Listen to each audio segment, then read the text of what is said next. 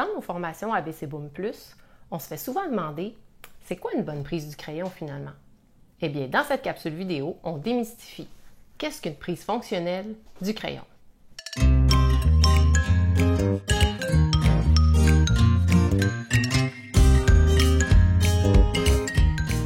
Ce qu'il faut savoir, c'est que ce n'est pas le type de prise qui est important, mais bien comment on contrôle notre crayon. Dans la recherche actuellement, il y a 4 prises qui sont identifiées comme fonctionnelles. Ces 4 prises permettent une écriture qui est lisible, une écriture qui est rapide et une bonne endurance. Je vous les présente. La première, la tripode dynamique, c'est son nom. Le crayon est en appui sur le majeur, le pouce est déposé sur le crayon. Deuxième prise, la tripode latérale. Le crayon est toujours en appui sur le majeur. Le pouce est placé sur le côté latéral de l'index. Troisième prise, qu'on appelle la quadripode dynamique. Le crayon est tenu à 4 doigts, le pouce est sur le crayon et le crayon est en appui sur le côté de l'annulaire. Et finalement, la quadripode latérale. Toujours la même position que la quadripode dynamique, mais le pouce est sur le côté latéral de l'index. Donc, ces 4 prises sont considérées comme tout aussi fonctionnelles les unes que les autres. Ce sont également les prises les plus fréquemment observées dans la population selon les recherches. Toutefois, ces études, toutes les études qui ont été consultées, mentionnent qu'il existe d'autres prises différentes de ces 4-là qui sont tout aussi fonctionnelles.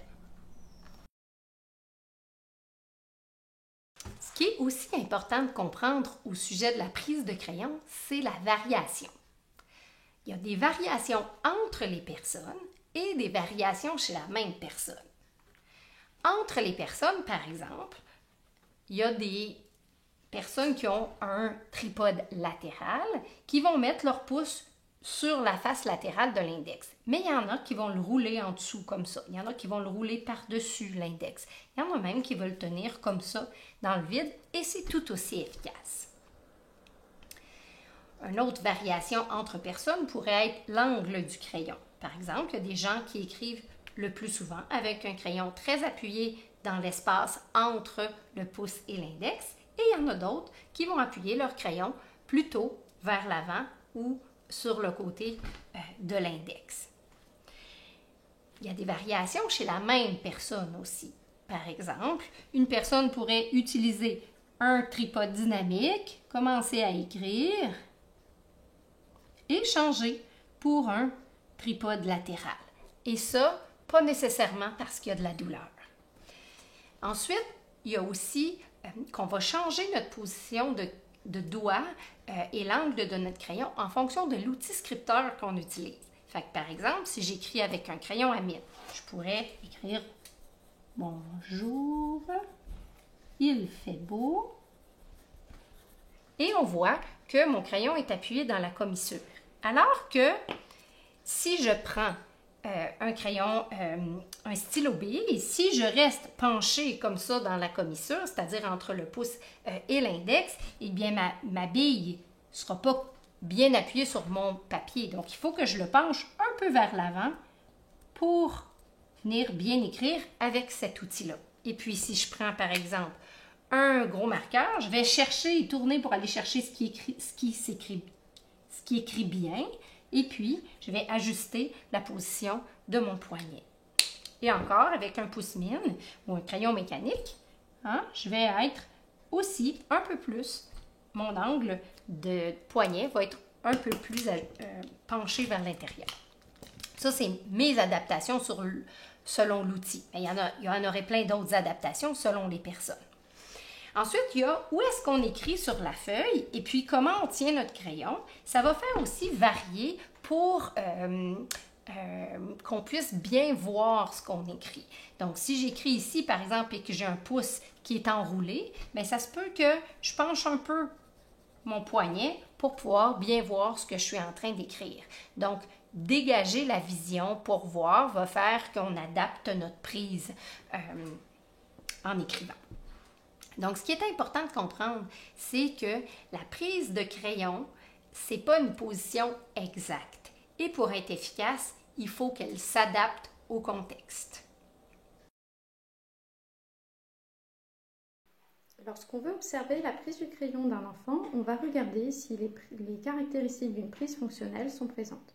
On va d'abord regarder si la prise est digitale, c'est-à-dire si ce sont les doigts qui maintiennent le crayon et non la paume de la main. Ensuite, on va regarder si la main n'est pas crispée, si les différents segments du bras ne sont pas crispés, ce qui rendrait le geste un petit peu saccadé et le mouvement peu confortable. La prise du crayon, elle doit permettre la mobilisation des doigts. Je voulais juste attirer votre attention sur le fait qu'une prise latérale n'empêche absolument pas les mouvements des doigts.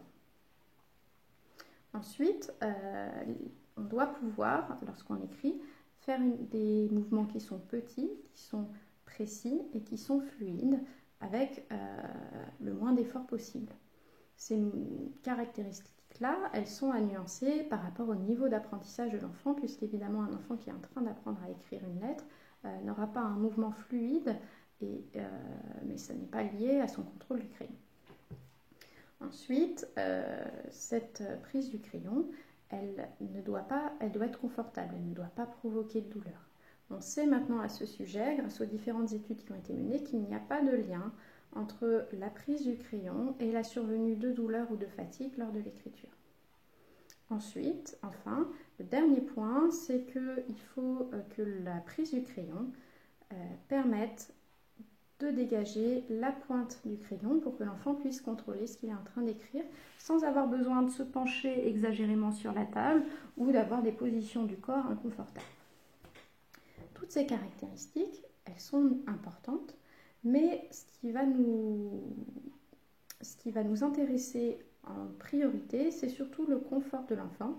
S'il n'a pas de douleur, on va interroger l'enfant pour connaître son ressenti, et puis on va regarder tous ces points que si on estime que la prise, si on a l'impression que le contrôle du crayon n'est pas fonctionnel et que ça a un impact sur l'écriture. Pour ceux qui veulent aller plus loin, nous avons joint à cette capsule vidéo des liens vers une ressource à imprimer ainsi que des articles à consulter. Et maintenant, pour bien s'exercer, on vous invite à découvrir notre série d'activités sur le contrôle du crayon que vous trouverez sur notre site abcboom.net ainsi que sur notre chaîne YouTube. À bientôt!